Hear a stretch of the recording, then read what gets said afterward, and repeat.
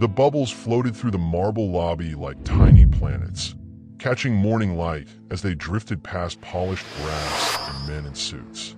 DeAndre sat cross-legged on the cold floor, his yellow polo stretching tight across his shoulders as he blew another slow stream from the small plastic wand.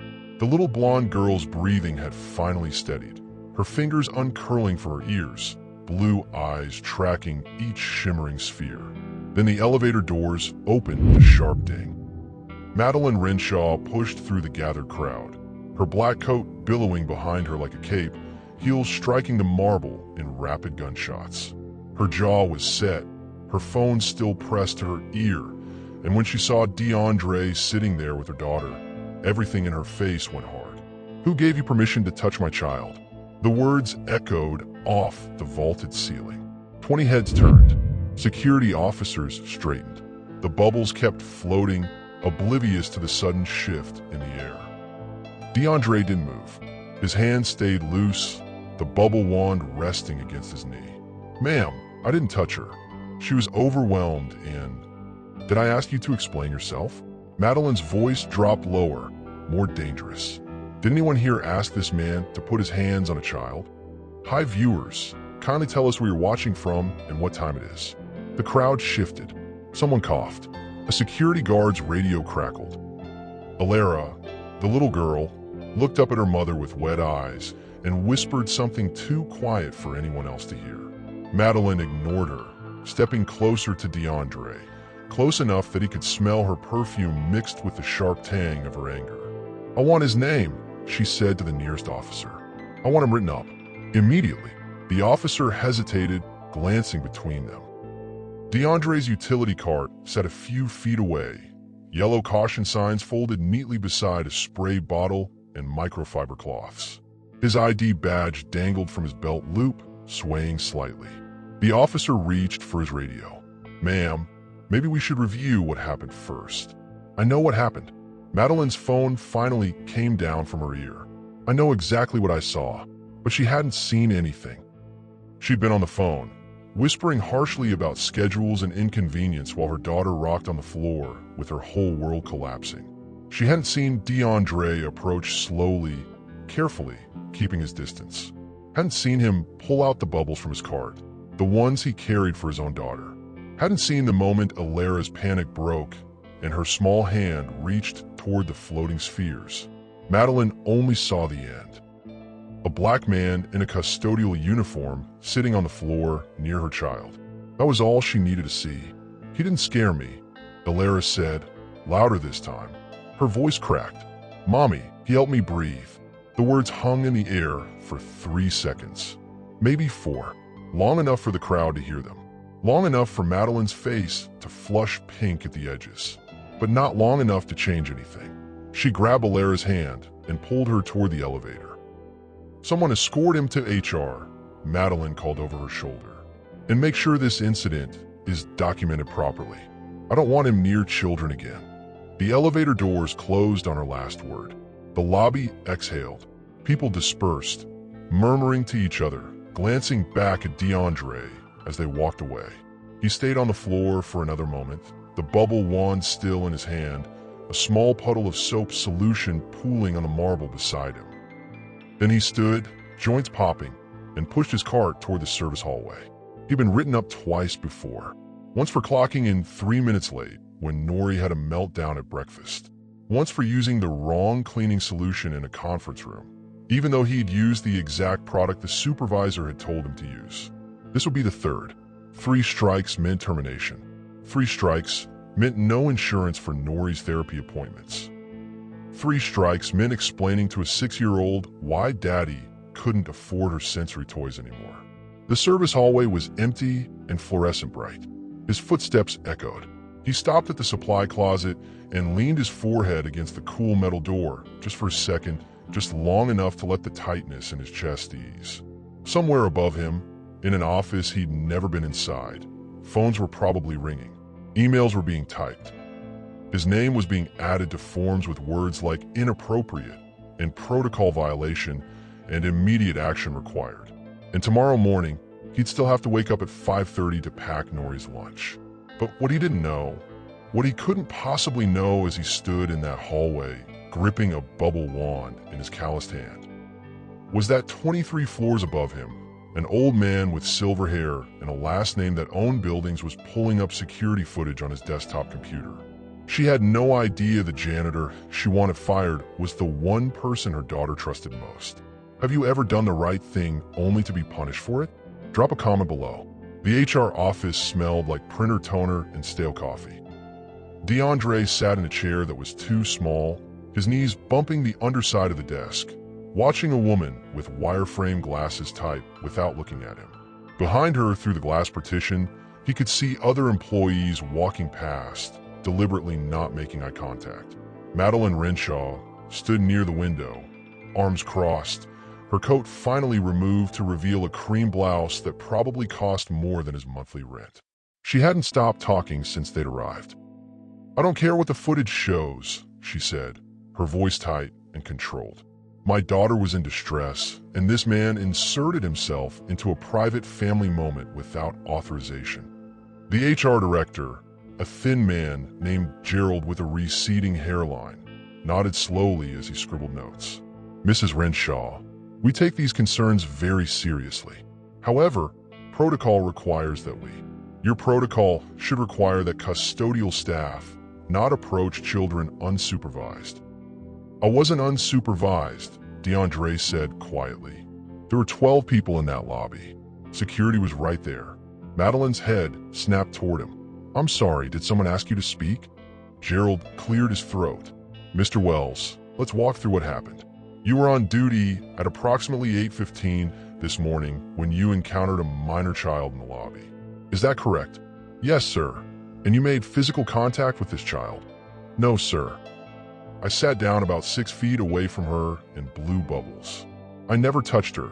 The woman at the computer stopped typing. Gerald's pen paused mid-word. Even Madeline went still, though her jaw remained clenched.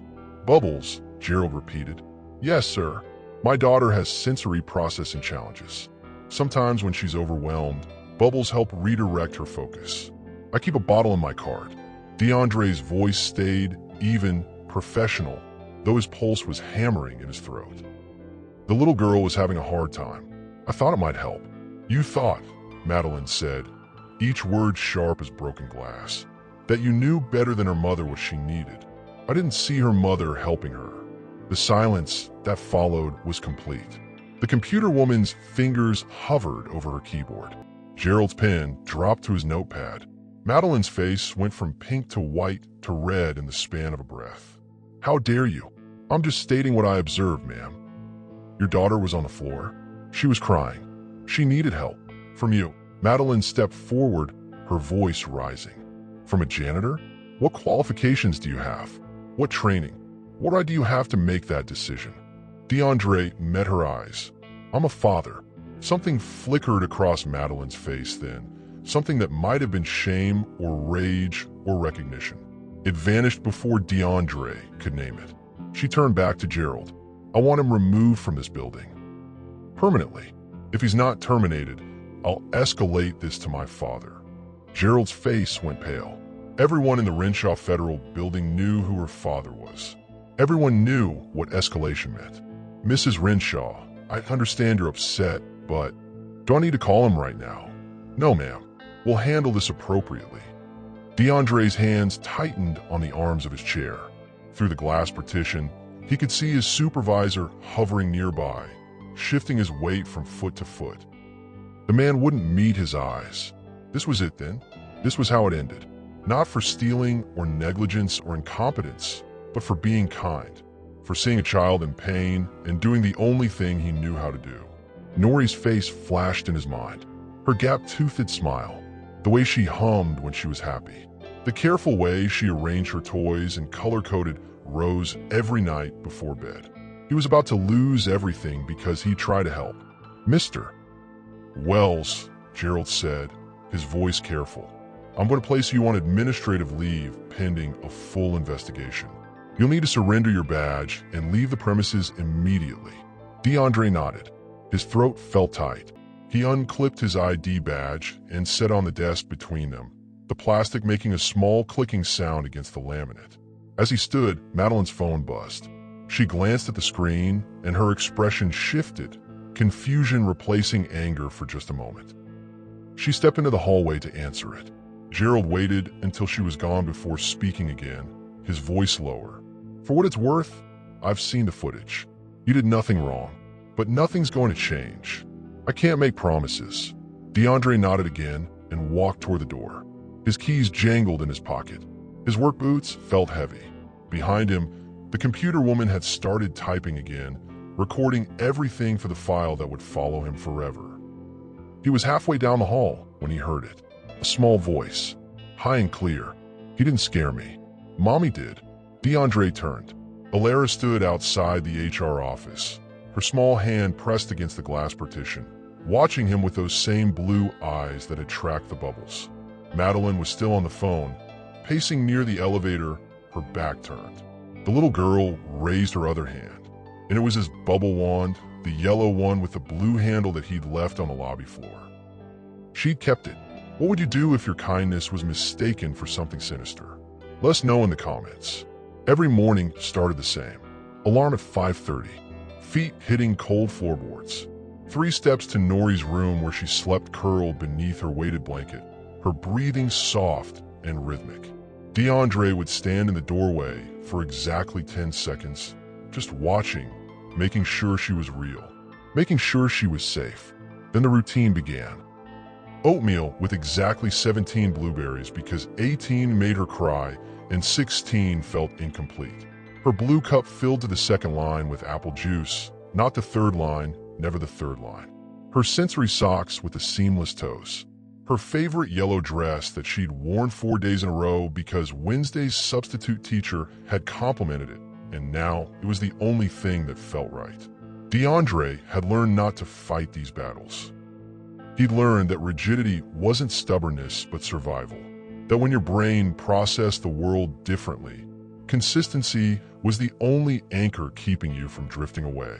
He understood because he saw it every day, in the way Nori covered her ears when the garbage truck rumbled past, in the way she counted her steps between the apartment door and the car, in the way she needed him to say, "I love you," Nori Bean, exactly twice before school drop-off, no more, no less.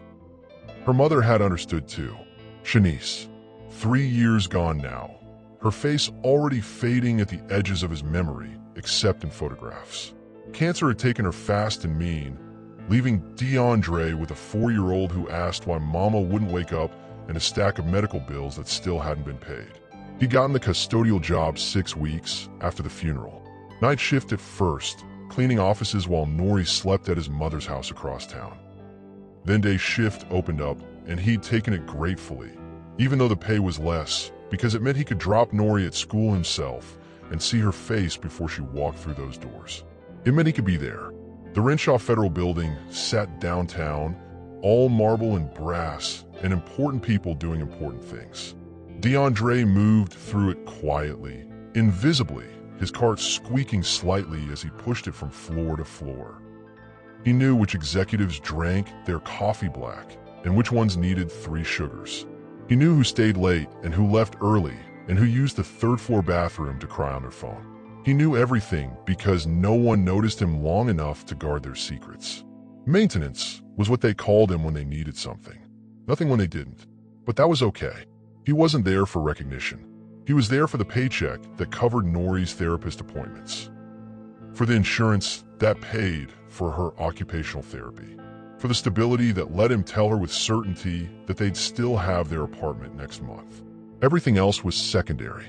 The bubble solution had been Nori's therapist's idea, something tactile but not overwhelming, something visual that moved slowly enough to track but fast enough to hold attention, something that existed and then vanished, teaching the brain that things could be temporary, and that was okay.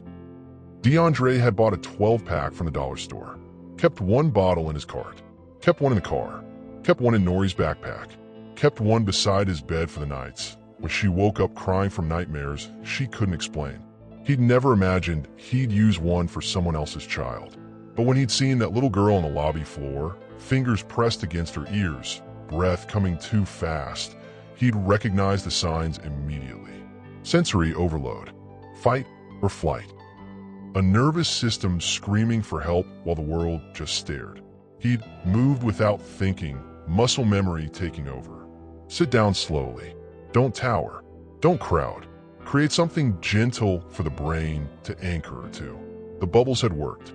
They always worked, until her mother arrived. Now, standing in his apartment with afternoon light slanting through cheap blinds, DeAndre pulled out his phone and opened his banking app. $347 until Nori's next therapy session. Rent due in 11 days. Car insurance in 14. Administrative leave meant no paycheck. No paycheck meant choices. Therapy or groceries. Rent or electricity. Nori's needs or his pride. He closed the app and sat on the edge of his bed, still wearing his work boots, still smelling like industrial cleaner and that HR office's stale air. His phone buzzed. A text from his supervisor. Sorry, man.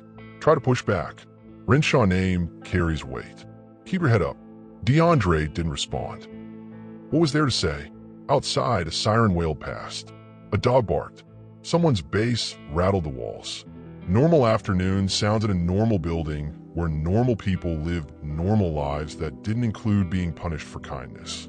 He pulled off his boots, lined them up by the door, changed in his sweatpants and a t-shirt with a hole in the collar, started washing dishes even though there were only 3 and he'd already washed them yesterday. He needed his hands to move, needed the water to run, needed something to make sense. At 3:15, his phone alarm went off. School pickup. He dried his hands, grabbed his keys, and headed out the door. Nori's face when he pulled up was pure joy. She bounced in her booster seat the whole ride home, telling him about the butterfly they'd seen at recess and the song they'd learned in music class, and how Marcus had shared his crackers at lunch even though they were the wrong shape. DeAndre listened, nodding in the right places, asking questions, letting her voice fill the car. She didn't need to know about HR offices or angry mothers or bubbles that started earthquakes. She just needed her dad. But when they got home and she ran inside to change into her comfortable clothes, DeAndre's phone buzzed again. Unknown number. He almost didn't answer. And that single decision would change everything he thought he knew about justice, power, and who really held it. Monday morning, 8:12. The elevator in the Renshaw Federal Building released its passengers in waves, suits and briefcases, and important faces scrolling through phones. The lobby hummed with echoes, voices bouncing off marble, footsteps creating their own percussion against stone. DeAndre pushed his cart past the security desk, nodding to Officer Barnes who nodded back. Standard routine. Trash bins on the first floor first, then work his way up. That's when he heard it. A sound that didn't fit. Too high, too sharp. A child's sob cutting through adult conversation like glass breaking. He turned. Near the elevator bank, a little girl sat directly on the floor, her pale hair falling forward, her whole body rocking. Her hands pressed tight over her ears. Her breath came in quick gasps that DeAndre recognized immediately. Panic, pure and complete. Around her, people formed a loose circle, uncertain, keeping their distance. A businessman sidestepped her. A woman in heels paused, frowned, kept walking. Security moved closer, radios crackling, but their approach only made the girl rock harder. Behind her, a woman in a black coat stood frozen, phone pressed to her ear. Her voice carried. She's doing it again. I don't have time for this today. I have the board meeting in 20 minutes, and her words cut off as someone spoke on the other end. Her jaw tightened. She didn't move toward her daughter. The girl's breathing accelerated. Her fingers pressed harder against her ears. Her legs drew up to her chest. DeAndre knew that position, knew what happened when a nervous system got overwhelmed with no outlet. He'd held Nori through dozens of meltdowns exactly like this one. Had learned the hard way that touching made it worse, that talking made it worse, that crowding made everything worse. Officer Barnes spoke into his radio. We've got a situation in the main lobby. Child in distress. Requesting. Give me a second, DeAndre said quietly. Barnes looked at him. You know what you're doing? Yeah, I do.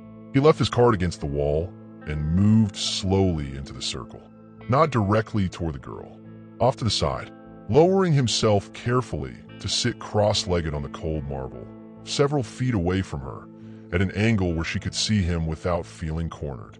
The crowd shifted. Whispers started. The woman with the black coat finally looked up from her phone, her eyes narrowing. DeAndre ignored all of it.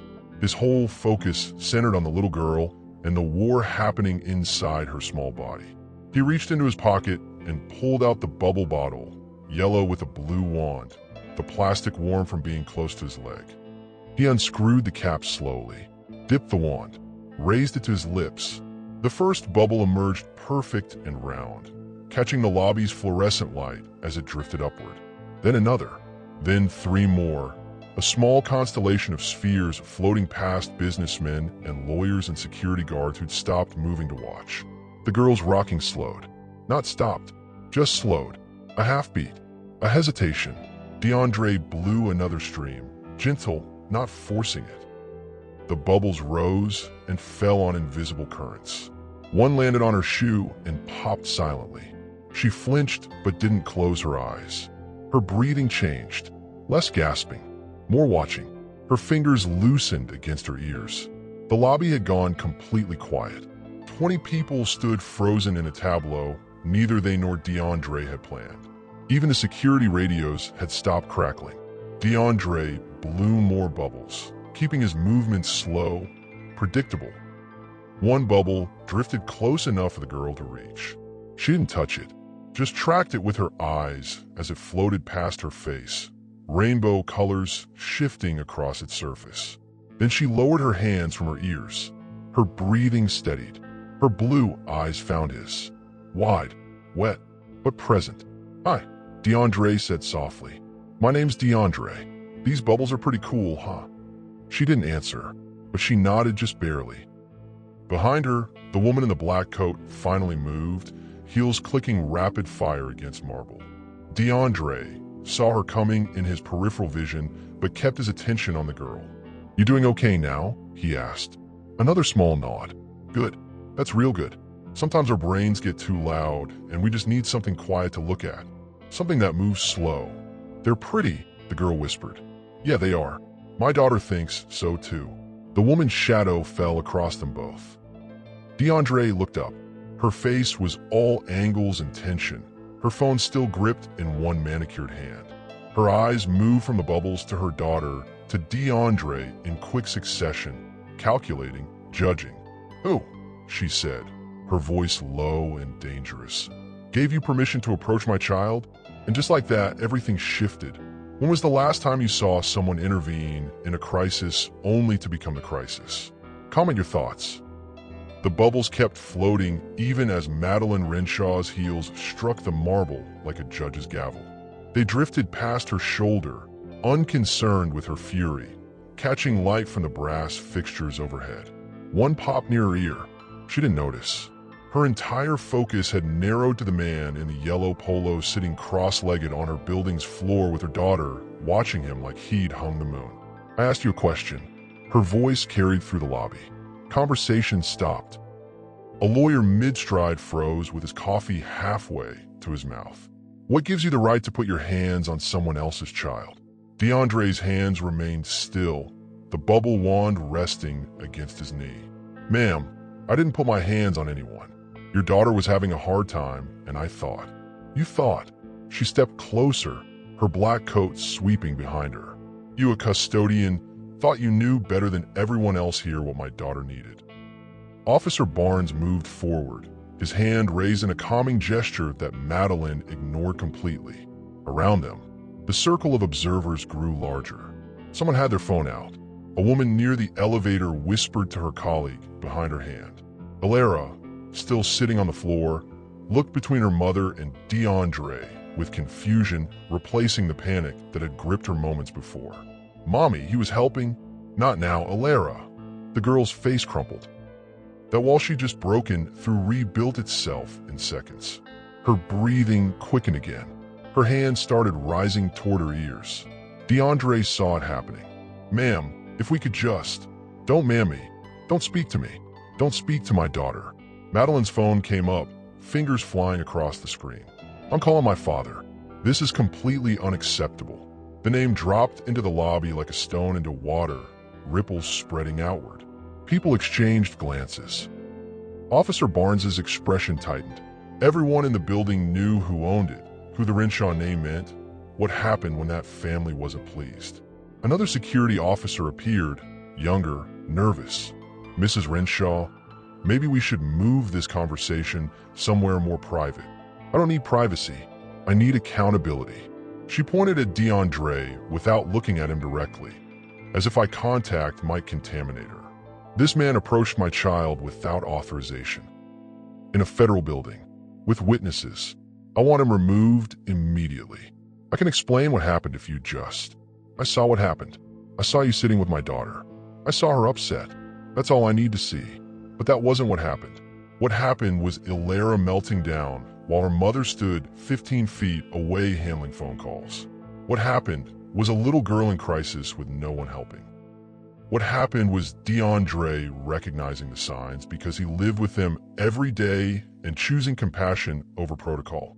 What Madeline saw was the end result, not the process. She saw her daughter calm and a black man in a custodial uniform close enough to touch her, and she'd filled in the blanks with her own assumptions. The lobby had become a stage. 20 pairs of eyes watching the performance, waiting to see how it would end. DeAndre stood slowly, careful not to make sudden movements. His knees popped. The bubble bottle remained in his hand, soap solution sloshing gently inside. He met Madeline's gaze directly. I have a daughter about her age. She has sensory processing disorder. When I saw your little girl struggling, I recognized the signs. I just wanted to help. Something flickered across Madeline's face. Not softening exactly, more like recognition she didn't want to acknowledge. It vanished almost immediately, replaced by the rigid mask she'd worn since arriving. I don't care about your daughter. I care about mine, and I care that protocol exists for a reason. She turned to the security officers. I want his name. I want a formal complaint filed, and I want him nowhere near children in this building. Officer Barnes shifted uncomfortably. Mrs. Renshaw, the footage will show. The footage will show exactly what I just described. A stranger approaching a minor without parental consent. Her phone buzzed. She glanced at it, and her expression shifted into something colder. I have a meeting, but this isn't finished. Someone escorted him to HR. She reached down and took Ilara's hand, pulling her daughter up from the floor more roughly than necessary. The little girl stumbled, her eyes going wide and wet again. But he helped me breathe, Ilara said, her voice small and breaking. Madeline ignored her. They walked toward the elevator, mother dragging daughter. The girl's head turned back over her shoulder to watch DeAndre even as the distance between them grew. The elevator doors opened. They stepped inside. Just before the doors closed, Ilara raised her free hand in a tiny wave. DeAndre lifted his own hand in response. The doors closed. The lobby exhaled collectively. People started moving again, conversations resuming in hushed tones. The lawyer with the coffee took a long sip. The woman who'd been whispering pulled out her phone. Officer Barnes approached DeAndre, his voice low. Man, I'm sorry. That family owns everything here. When they want something done, it gets done. I know. You really didn't touch the kid? Never. I sat 6 feet away and blew bubbles. That's it. Barnes nodded slowly. Footage will prove that. Cameras caught everything. Will it matter? The officer didn't answer. His silence was answer enough. The younger security guard cleared his throat. Mr. Wells, I need to escort you to Human Resources. It's protocol for formal complaints. DeAndre nodded. He capped the bubble bottle and slid it back into his pocket, pushed his cart toward the service elevator. His hand stayed steady, even though something cold had settled in his stomach. He'd done this before, been called into offices, been questioned, been made to feel like existing in certain spaces was itself a crime. But this felt different, sharper, more dangerous. As they walked down the fluorescent hallway toward HR, DeAndre's mind went to Nori, to her therapy schedule, to her medications, to the careful budget he maintained on a razor's edge. Administrative leave meant no paycheck. Suspension meant no insurance.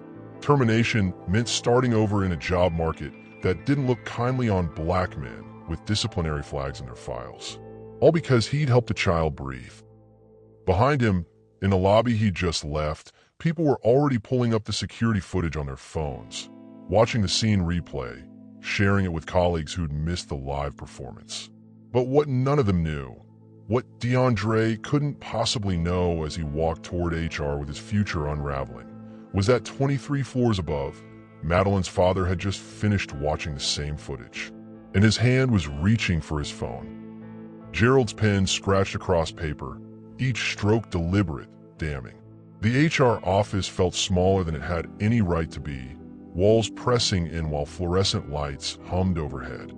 DeAndre sat with his back straight, hands folded in his lap, watching his career dissolve into bureaucratic language. Employee engaged with minor without supervisory approval. Gerald read aloud, his voice flat. Violated Building Security Protocol Section 4.2. Created potential liability exposure for the organization. The words transformed what happened. Made kindness sound criminal. Made helping sound dangerous. Madeline stood by the window, her reflection sharp in the glass. She'd removed her coat, revealing that cream blouse that probably cost more than DeAndre made in a week. Her arms stayed crossed. Her jaw stayed tight. "I want him removed permanently," she said without turning around. "Not suspended. Not reprimanded. Gone." Gerald's pen paused. "Mrs. Renshaw, there are procedures we have to follow. Documentation. Review periods. We can't just. Can't." She turned then, her eyes cutting across the room. "Or won't. Because if this building's HR department can't protect children from unauthorized contact, maybe we need different HR." The threat landed like it was designed to. Gerald's face went pale. The woman typing at the computer stopped mid-keystroke. Everyone in this building knew the Renshaw name meant power. Meant money. Meant the ability to reshape careers with a phone call. DeAndre's supervisor appeared in the doorway, shifting his weight, refusing to make eye contact. The man had hired him 3 years ago, had praised his work ethic, had promised him opportunities for advancement. Now he looked at the floor. "Mr. Wells," Gerald said carefully, "did you or did you not approach Mrs. Renshaw's daughter without explicit permission?" "I approached a child in crisis. Security was present. Other witnesses were present.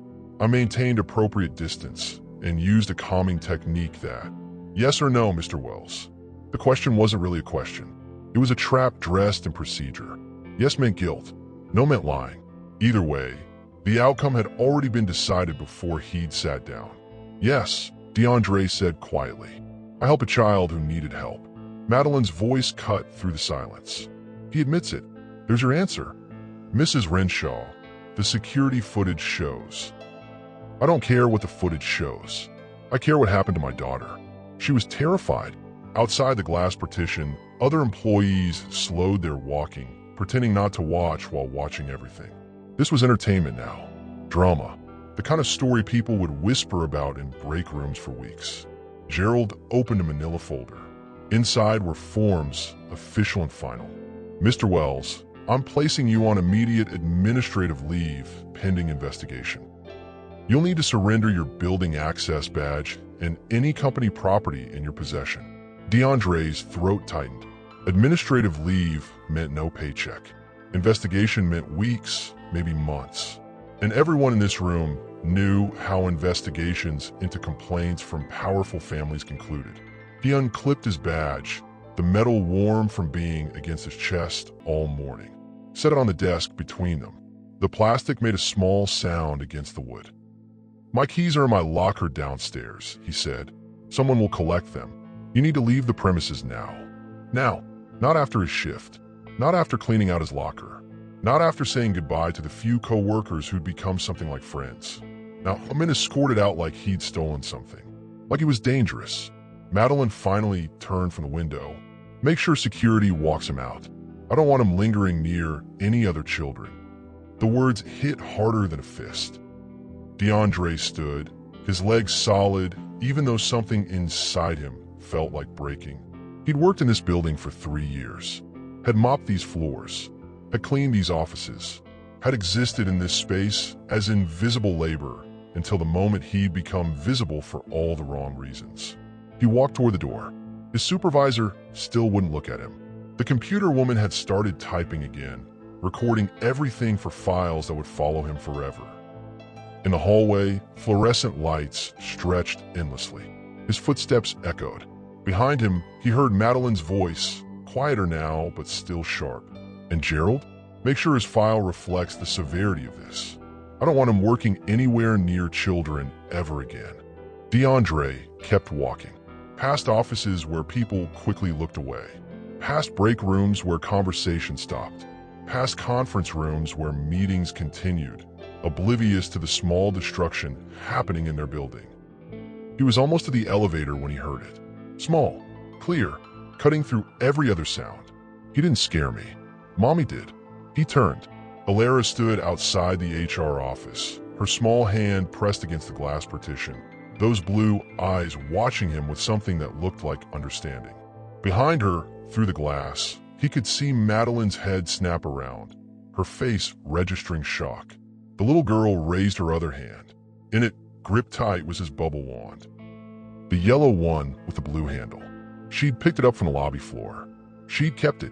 Have you ever watched someone get punished for doing the right thing? Drop your story in the comments.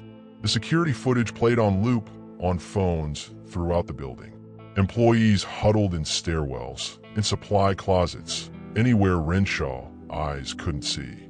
The video showed exactly what happened. DeAndre sitting, distance maintained, bubbles floating, the little girl calming. No touching, no crowding, no threat, just compassion caught in high definition. Marcus from accounting watched it 3 times during his lunch break, then sent it to his wife. "This is messed up," he texted. She responded with 3 angry face emojis. Shayla from the mailroom showed it to the security guards during their shift change. Officer Barnes shook his head. "I was right there. Saw the whole thing. Man did nothing wrong." "Then why isn't anyone saying that?" Shayla asked. Barnes gestured upward toward the executive floors. "Because her last name is on the building. That's why." In the second-floor bathroom, 2 paralegals whispered over the video playing on a cracked iPhone screen. "Look at how gentle he is," one said. "My nephew has autism. I recognize what he's doing." "Doesn't matter," the other replied. "Renshaw wants him gone, he's gone. That's how it works here." The video spread from phone to phone, email to email, a silent rebellion that wouldn't change anything but made people feel like they'd witnessed something, like they'd seen injustice happen in real time, and at least they could acknowledge it, even if they couldn't stop it. 23 floors above the whispers, in an office with floor-to-ceiling windows overlooking the city, Marcus Renshaw sat at his mahogany desk, watching the same footage on a much larger screen. He'd watched it 4 times now. Each viewing made his jaw tighter. His daughter's voice echoed in his memory from a phone call that morning. "She's doing it again. I don't have time for this today. Not my daughter needs help. Not Alara is struggling. Just annoyance. Just inconvenience." He watched the custodian sit down, watched the bubbles emerge, watched his granddaughter's panic dissolve into something calmer, watched his daughter arrive and transform help into accusation. His secretary knocked. "Sir, Mrs. Renshaw is asking if you've reviewed her complaint about the custodial staff member." Marcus didn't respond immediately.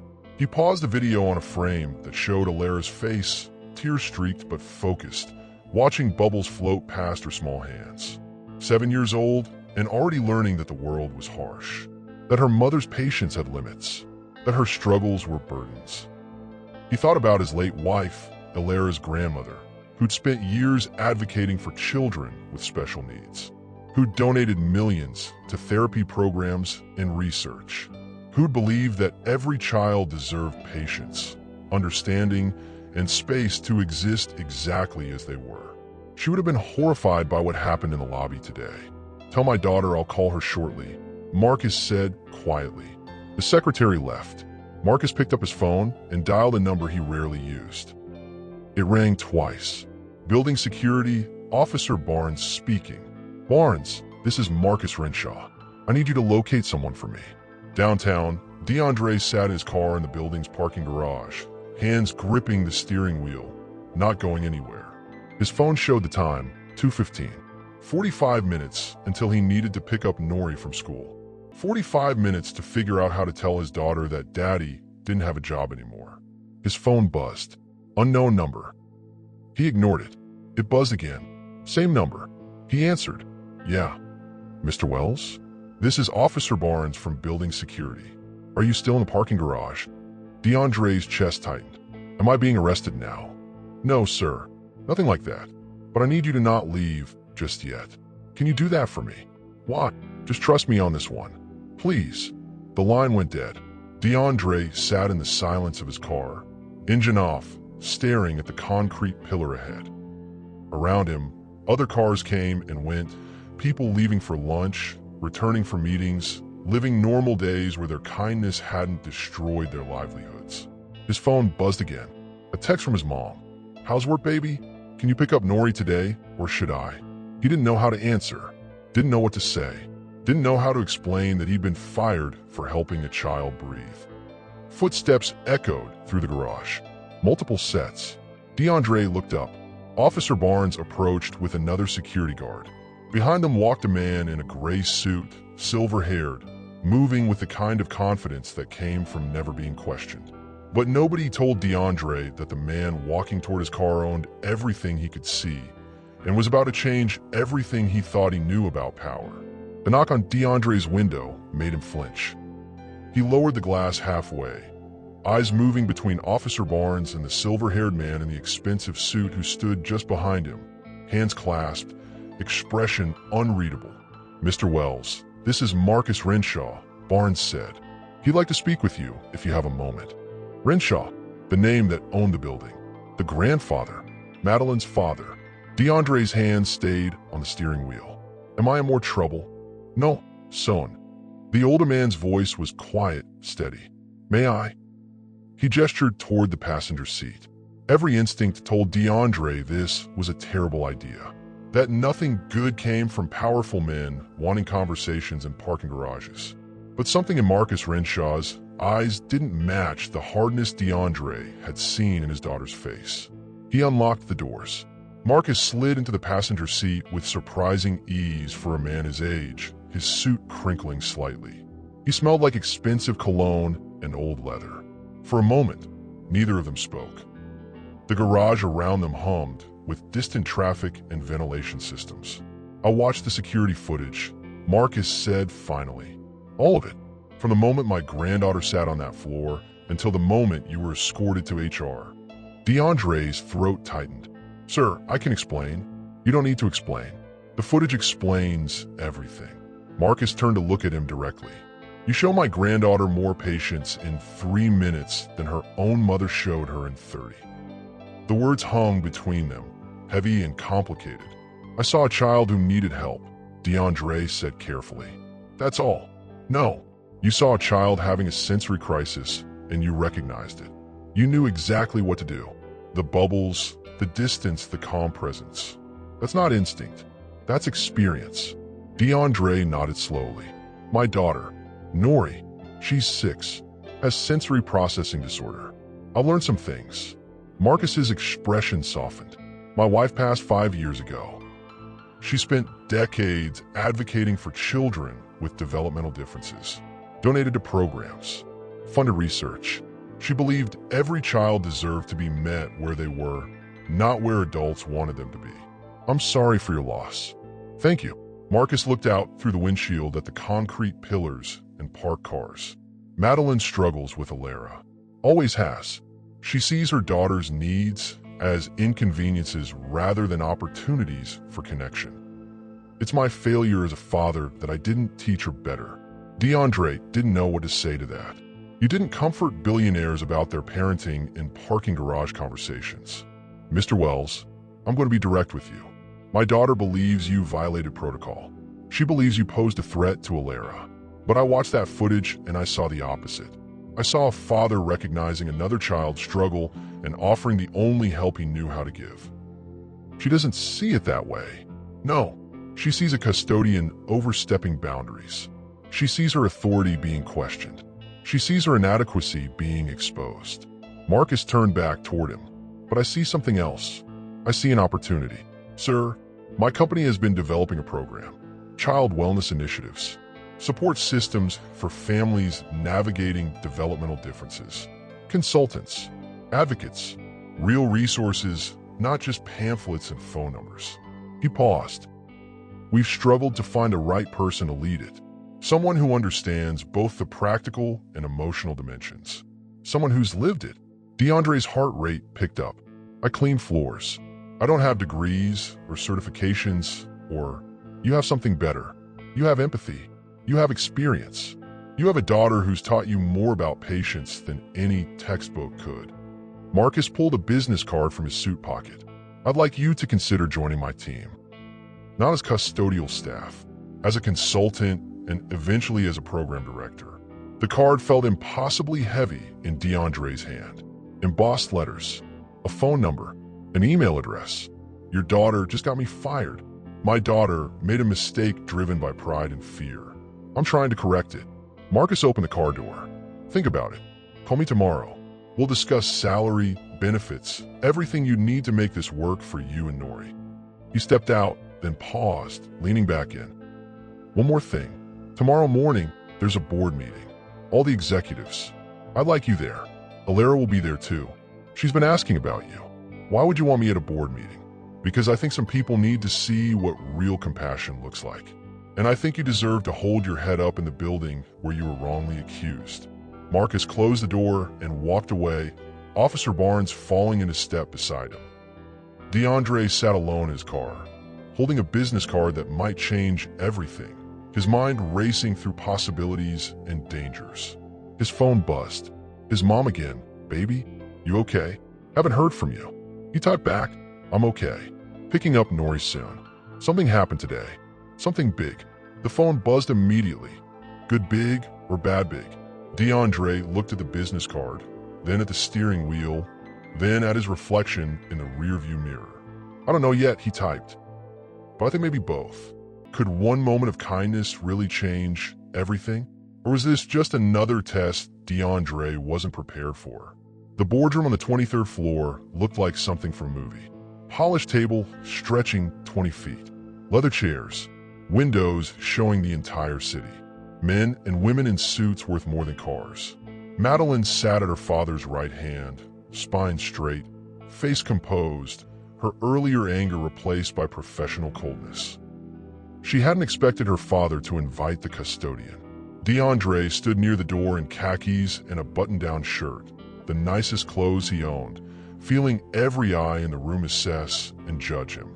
Officer Barnes had escorted him up, reassuring him the whole elevator ride. Mr. Renshaw knows what he's doing. Just breathe. Easy for him to say. Marcus Renshaw stood at the head of the table, silver hair catching morning light, his presence commanding without effort. Thank you all for adjusting your schedules. We have important matters to discuss regarding our child wellness initiative. Madeline's jaw tightened almost imperceptibly. Yesterday, an incident occurred in our lobby that I believe illustrates exactly why this program is necessary. Marcus gestured toward the wall screen. I'd like everyone to watch something. The security footage played. Noshun, juste visuals. Alara on the floor. The crowd forming. Madeline on her phone. DeAndre sitting down. Bubbles floating. The little girl calming. Then Madeline storming in. The confrontation, the accusations. The boardroom stayed silent. Executives shifted in their chairs. Madeline's face went pale. When the footage ended, Marcus spoke. What you just witnessed was a child in crisis, and two very different responses. One response saw inconvenience. The other saw an opportunity to help. He turned toward DeAndre. Mr. Wells, would you join us at the table? DeAndre's legs felt unsteady, but he walked forward, taking the empty chair Marcus indicated, directly across from Madeline. Her eyes burned into him. Mr. Wells is a single father raising a daughter with sensory processing disorder, Marcus continued. He works nights, driving rideshare to pay for her therapy. He carries Bubble Solution in his custodial card because he's learned it helps during meltdowns. Yesterday, He used that knowledge to help a stranger's child, and he was punished for it. Dad, Madeline started. I'm not finished. Marcus's voice didn't rise, but it carried weight that silenced her. This organization prides itself on supporting families. We claim to value compassion, but yesterday we demonstrated that compassion has boundaries, that help is only acceptable when it comes from expected sources, that a custodian showing empathy is somehow more threatening than a child suffering. An older woman near the window spoke up. With respect, Marcus, there are liability concerns when employees engage with minors without proper liability. Marcus let the word hang. My granddaughter was in distress. Multiple witnesses. Security present. No inappropriate contact occurred. Where's the liability in offering comfort? Silence. The liability is in doing nothing, in teaching children that their struggles are burdens, in showing them that help won't come when they need it most. Madeline's hands gripped the table edge. You're making this about me. I'm making this about values, about whether we practice what we preach. Marcus pulled papers from his folder. I'm proposing we expand our child wellness program immediately, and I'm proposing Mr. Wells lead it. The room erupted. Whispers, shifting bodies, exchanged glances. Custodian? Someone asked. Leading a program? A father, Marcus corrected. Someone who understands struggle. Someone who's built coping strategies from necessity. Someone who demonstrated more emotional intelligence in 3 minutes than some people show in 3 years. DeAndre's heart hammered. This wasn't real. Couldn't be real. Things like this didn't happen to people like him. Madeline stood abruptly. This is ridiculous. You're making a spectacle out of a simple protocol violation. You're embarrassing me in front of the entire board because I tried to protect my daughter. Did you? Marcus's question landed soft but devastating. Or did you protect your pride? Madeline's face crumpled for just a second before she rebuilt the mask. But everyone saw it. Everyone saw the crack. Alara asked about him this morning. Marcus continued quietly. Asked when she could see the bubble man again. Asked why he left. Asked if she'd done something wrong. He looked at his daughter. She blamed herself for his absence. Because children always do. Tears formed in Madeline's eyes. She blinked them back furiously. I'm not trying to humiliate you, Marcus said. I'm trying to show you what I saw on that footage. A man who gave your daughter exactly what she needed while you gave her exactly what was convenient. The boardroom stayed frozen. Nobody moved. Nobody spoke. Marcus turned to DeAndre. The position is yours if you want it. Full benefits. Salary commensurate with your experience and responsibilities. Office on this floor. Resources to build something meaningful. DeAndre's voice felt trapped. Sir, I don't even have a college degree. Neither did my wife when she started her advocacy work. She learned by living it, just like you. But your daughter, my daughter will adjust. Marcus looked at Madeline. Won't you? Madeline's tears finally fell. She wiped them away quickly, angrily. You're making me the villain in this. No, I'm giving you a chance to be better. When power decides to do the right thing, can it heal what pride has broken? 30 days later, DeAndre stood in his new office on the 23rd floor, unpacking boxes while Nori explored every corner with careful fascination. She touched the desk, the chair, the window, cataloging each new surface. Daddy, this is where you work now. She spun in the leather chair, her braids flying. Yeah, baby, this is where I work now. It still felt unreal. The office, the salary, the title on his door, Director of Child Wellness Initiatives. Some mornings he woke up expecting to find his yellow polo and utility cart waiting, but they never were. His phone buzzed. A text from Marcus. Conference room in 10. Someone wants to see you. DeAndre took Nori's hand and walked down the hallway he'd once mopped. Executives nodded to him now, remembered his name, sought his input on programs and policies. The world looked different from up here. The conference room door was open. Inside, Marcus sat with Alara, coloring books spread across the table. The little girl looked up when DeAndre entered and her entire face transformed into joy. It's you. She ran to him and stopped just short, remembering herself, remembering boundaries. Can I have a hug? If your grandpa, says it's okay. Marcus smiled. It's okay. Alara wrapped her small arms around DeAndre's waist. Nori watched from the doorway, curious and shy. Alara pulled back and noticed her. Hi, I'm Alara. Is that your daughter? Yeah. This is Nori. Want a color? Alara held up a purple crayon. Nori looked at DeAndre. He nodded. She walked slowly into the room and sat beside Alara. Two little girls who understood the world differently than most, finding immediate kinship and shared experience. Marcus stood, gesturing for DeAndre to follow him to the windows. The city spread out below them, endless and complicated and full of people just trying to survive their own stories. Madeline's taking a leave of absence. Marcus said quietly. She's enrolled in some programs. Therapy, parenting classes for children with special needs. She's got a long road ahead. How's Alara handling it? Better than I expected. She's staying with me for now. She asks about you often. About the bubbles. DeAndre smiled. I've got a whole case of them in my office now. Kids love them. You've already helped 3 families in your first month. The Johnsons said you changed their entire approach to their son's anxiety. I just shared what worked for Nori.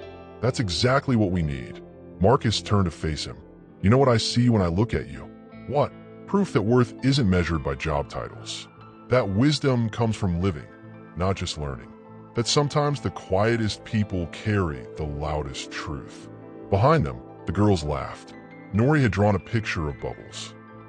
Alara was adding colors, explaining her choices in careful detail. DeAndre thought about the marble floor where this started, about the moment he'd chosen compassion over fear, about how one small act had rippled outward into something he never could have predicted.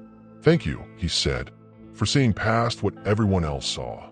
Thank you for showing me what I'd stopped seeing. Marcus placed a hand on his shoulder. My wife would have loved you, would have loved this program, would have loved knowing her granddaughter finally has the support she deserves. They stood at the window, watching the city breathe. 2 men from different worlds, finding common ground and caring for children who needed them. DeAndre's phone buzzed. An email from a parent requesting consultation. Another family reaching out for help. Another opportunity to take what pain had taught him and transform it into something useful. He thought about Nori's therapist appointments, all covered now. About the new apartment they'd move into next month with space for her sensory room. About the stability he could finally promise her. Kindness had cost him a job, but it had given him a purpose. Later, walking to his car with Nori chattering about her new friend Alara, DeAndre pulled out his old bubble bottle, yellow with a blue handle.